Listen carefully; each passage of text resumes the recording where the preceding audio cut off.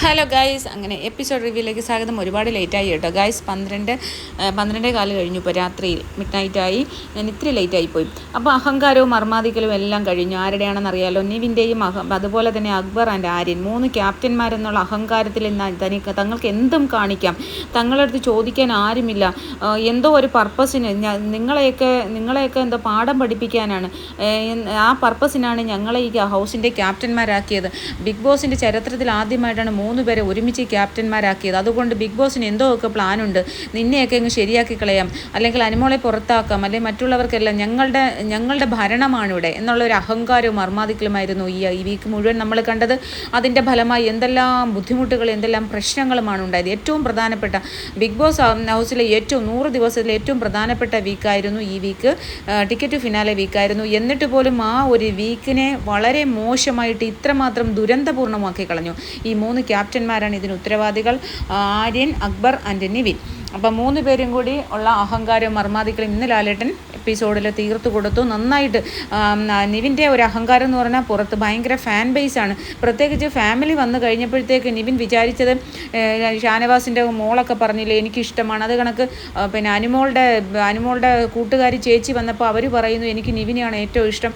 അങ്ങനെ പല ആൾക്കാരും നിവിനെയാണ് ഇഷ്ടം എന്ന് പറഞ്ഞപ്പോഴത്തേക്ക് നിവിൻ വിചാരിച്ചു ഞാനാണ് ഇവിടെ ഏറ്റവും വലിയ ഫാൻ ബേസ് ഉള്ള വ്യക്തി, എൻ്റെ ഈ കള്ളത്തരങ്ങളും എൻ്റെ ഈ കാര്യങ്ങളും എല്ലാം ജനങ്ങളങ്ങ് ആസ്വദിക്കുകയാണ്, അപ്പോൾ ഇനി അതിற்கு ഒരു മടി മേലെ കയറാം, കണ്ടൻ്റ് ആവുമല്ലോ എന്നൊക്കെ വിചാരിച്ച് പഴയ റിയാസ് സലീം കാണിച്ച കണക്കുള്ള മഹാ ചെറ്റത്തരം, റിയാസ് സലീം കാണിച്ച തെണ്ടിത്തരം നമുക്ക് എല്ലാവർക്കും അറിയാം. റിയാസ് സലീം എന്താണ് ചെയ്തത്? ഡോക്ടർ റോബിൻ രാധാകൃഷ്ണൻ്റെ ഫുഡ് കഴിക്കുന്ന പ്ലേറ്റിൽ, ഫുഡ് കഴിച്ചുകൊണ്ടിരിക്കുന്ന പ്ലേറ്റിൽ താഴേന്ന് പൂക്കളോ ഇതൊക്കെ വാരിയിട്ടു.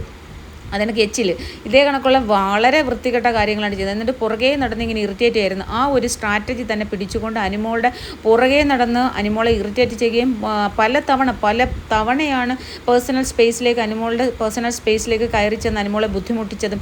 അപ്പോഴൊക്കെയാണ് അവൾ പറഞ്ഞത് നീ ഒരു ആണാണോ? സത്യമാണ്, ഞാനായാലും ചോദിക്കും നീ ഒരു ആണാന്നോടാ, പോയി ആണുങ്ങളോട് കളിയടാ, പെമ്പിള്ളേരെ പുറകെ നടക്കാതെ എന്ന് പറയും. പോടാ വായി നോക്കി ചെറ്റേന്ന് തന്നെ വിളിക്കും അല്ലേ. അപ്പോൾ അവൾ ചോദിച്ചു നീ ഒരു പുരുഷനാണോ എന്ന് ചോദിച്ചപ്പോൾ അവനതങ്ങ് കേടായിപ്പോയെന്ന്. അവൻ യഥാർത്ഥത്തിൽ അങ്ങോട്ട് തള്ളിക്കയറി ചെന്നിട്ടല്ലേ അവൾ ചോദിച്ചത്, അല്ലാണ്ട് വെറുതെ ചോദിച്ചാണ്. ഇതൊക്കെ ലാലേട്ടൻ കൃത്യമായിട്ട് ചോദിക്കുന്നുണ്ട്. പിന്നെ അതുപോലെ തന്നെ അതിൻ്റെ ഇടയ്ക്ക് വെച്ച് നൂറ അനുമോളെ കുത്താൻ നോക്കുന്നുണ്ട്. കാരണം എല്ലാ ആഴ്ചയിലും അനുമോളെ ഭയങ്കരമായിട്ട് ലാലേട്ടൻ വഴക്ക് പറയില്ല ചെയ്യുന്നത്. ഈ ആഴ്ച അനുമോൾ ആദ്യമായിട്ടാണ് ലാലേട്ടൻ്റെ വീക്കിൽ ചിരിക്കുന്നത്. അത് അവസാനം നമ്മുടെ നമ്മുടെ അനീഷേട്ടനും അനുമോളും തമ്മിലുള്ള ഒരു ചെറിയ ക്രഷ് എന്നെ പോലെ തന്നെ അവരും കണ്ടുപിടിച്ചു ഗൈസ്. അതിൻ്റെ വീഡിയോ ഞാനിടാം. അപ്പോൾ അത് നാളെ രാവിലെ ഞാനിടാം. അപ്പോൾ ഓക്കെ. അപ്പോൾ എന്തായാലും നൂറ പറയുന്നുണ്ട് ഇവളുടെ ഭാഗത്തു നിന്ന് പിന്നെ ചെറിയ മോശമായ വാക്കുകളൊക്കെ പ്രയോഗിക്കപ്പെട്ടു, അതുകൊണ്ട് കൂടുതൽ അവൻ ട്രിഗറായി എന്ന് പറയാൻ ശ്രമിച്ചു. 1-2 പ്രാവശ്യം അത് പറയാൻ ശ്രമിച്ചപ്പോഴേ ലാലേട്ടൻ അതിനെക്കുറിച്ച് കൂടുതൽ ചോദിക്കാൻ നിന്നില്ല. പിന്നെ നൂറയ്ക്ക് മനസ്സിലായി. അപ്പോൾ നൂറയും ആദിലെന്ന് പറയുന്നത് നമ്മുടെ അനുമോളെ കൂട്ടുകൂടിക്കൊണ്ട്, അതോടെ ഷാനവാസിക്കായെ കൂട്ടുകൂടിക്കൊണ്ട് മുന്നോട്ട് പോയി ഇത്രയും നാൾ നിന്ന ഒരാളാണ്.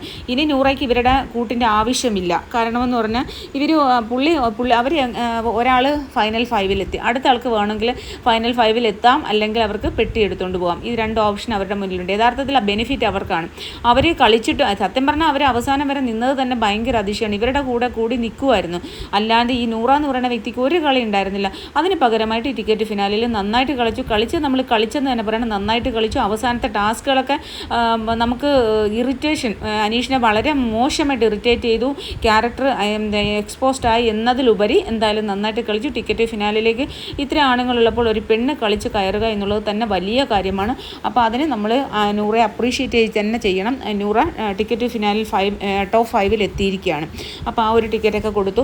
എന്തായാലും ഹൗസ് ക്യാപ്റ്റന്മാരായ 3 ആൾക്കാരോട് ചോദിച്ചു നിങ്ങൾ എന്തിനാണ് കിച്ചൻ്റെ കാര്യങ്ങൾ, നിങ്ങൾക്ക് പറ്റാത്ത പണി എന്തിനാണ് ഏറ്റെടുത്തത് എന്നൊക്കെ ലാലേട്ടൻ ചോദിക്കുന്നുണ്ട്. സത്യം പറഞ്ഞു കഴിഞ്ഞാൽ ലാലേട്ടൻ കരിച്ചു കളഞ്ഞു. ഇനി അവന് ഷാനവാസിക്കയോട് കാര്യം ചോദിക്കുന്നുണ്ട്. ഇതിൻ്റെ എല്ലാം വീഡിയോ പ്ലേ ചെയ്തിട്ടുണ്ടായിരുന്നു. അനുമോളയായാലും ഷാനവാസിക്കയോട് ആയാലും കാണിച്ച ചെറ്റത്തരങ്ങൾ 2 വീഡിയോയും കുറേശ്ശെ പ്ലേ ചെയ്യുന്നുണ്ടായിരുന്നു. അനുമോളുടെ ഫുള്ള് പ്ലേ ചെയ്തു, ഷാനവാസിക്കയുടെ കുറച്ച് ആ ഒരു ഭാഗം പ്ലേ ചെയ്യുന്നുണ്ടായിരുന്നു. പിന്നെ 8 മിനിറ്റ് ലേറ്റായി. അത് അനീഷേട്ടൻ കുറേ പ്രാവശ്യം പോവാൻ സമയം കളയരുത് ഷാനവാസ് എന്ന് പറയുന്നുണ്ടായിരുന്നു. അതൊക്കെ എടുത്ത് കാണിക്കുന്നുണ്ടായിരുന്നു. പിന്നെ അനുമോളുടെ കാര്യത്തിൽ ഇടപെട്ടത് അനീഷ് ഇടപെട്ടല്ലോ എന്ന് ചോദിക്കുന്നുണ്ടായിരുന്നു. പിന്നെ അതിനുശേഷം ലാസ്റ്റ് ടാസ്കിനെ കുറിച്ച് ചോദിക്കുന്നുണ്ടായിരുന്നു. ലാസ്റ്റ് കാർ ടാസ്കിൽ ഭയങ്കരമായിട്ട് തള്ളി അനീഷിനെ പുറത്താക്കാൻ ശ്രമിച്ച നൂറെ ചോദിക്കുന്നുണ്ടായിരുന്നു. അതുപോലെ തന്നെ ഒരു സമാധാനമായിട്ട് തലയിൽ മസാജ് ചെയ്ത് കൊടുക്കുന്ന ഒരാളെ കണ്ടല്ലോ എന്നൊക്കെ പറയുന്നുണ്ടായിരുന്നു കേട്ടോ. ഞാനത് മനഃപൂർവ്വം വീഡിയോയിൽ പറയാഞ്ഞതാണ്. ലൈവിൽ നമ്മൾ കാണുമ്പോഴും ഞാൻ മനഃപൂർവ്വം പറയുന്നതാണ്. ഇനി അങ്ങനെ ഏതെങ്കിലും രീതിയിൽ എന്തായാലും ഞാൻ കണ്ട് എനിക്കിഷ്ടപ്പെട്ട രീതിയിൽ ബിഗ് ബോസിന് അണിയറ പ്രവർത്തകർക്കും ലാലേട്ടനും ഇഷ്ടപ്പെട്ടോ എന്ന് അറിയണമല്ലോ. സത്യം പറഞ്ഞാൽ ലാലേട്ടനും അത് ഇഷ്ടപ്പെട്ടു. അപ്പോൾ ഞാൻ അതിൻ്റെ വീഡിയോ ഞാൻ പിന്നീടിടാം. എന്തായാലും ഈ ഹൗസിലെ ക്യാപ്റ്റന്മാരെ നന്നായിട്ട് വറുത്ത് പൊരിച്ചെടുത്തുകൊണ്ട് ഇവൻ്റെ അഹങ്കാരം കുറഞ്ഞു. എന്തായാലും നാളെ നമ്മുടെ ബംഗാളി കോഴി ആര്യനാണ് പുറത്തേക്ക് പോകുന്നത്. അത് കൺഫേംഡ് ആണ്. ഞാൻ പറഞ്ഞ 100% സത്യമായ കാര്യമാണ്. ഇനി നിവിൻ പുറത്തു പോകുമോ എന്നുള്ളതാണ് എനിക്കറിയേണ്ടത്. ലാലേട്ടൻ എന്ന് പറഞ്ഞിരിക്കുന്നതെന്ന് പറഞ്ഞാൽ നിവിൻ എവിക്ഷനിൽ നോമിനേഷനിൽ പുറത്തു പോയില്ലെങ്കിൽ എന്നുള്ള വാൺ ചെയ്തിട്ടുണ്ട്. അപ്പോൾ നാളത്തെ രാവിലെ നെക്സ്റ്റ് വീഡിയോ ആയിട്ട്